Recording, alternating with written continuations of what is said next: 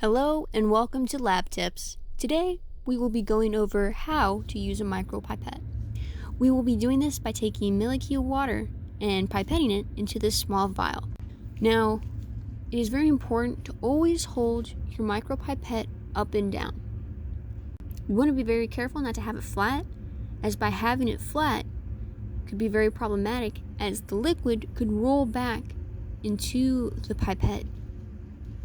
It is also good to note the range. When you pick up a pipette, you should always look at the range, and we can see that this range is 20 to 200 microliters.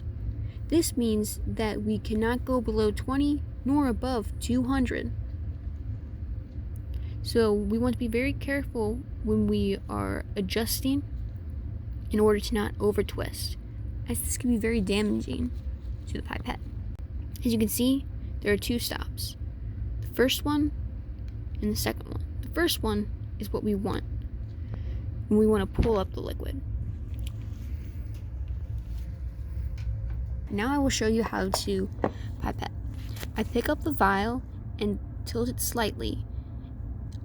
Ideally what I want is to have the tip to go into the corner.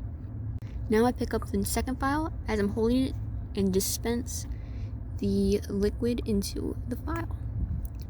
So now I will show you from a different angle.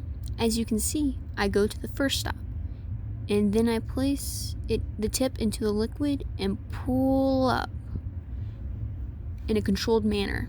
Now I can bring it over to the next vial and place it in.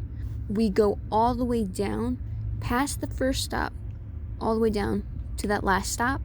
Now, lastly, you see this gray button right here where my thumb is.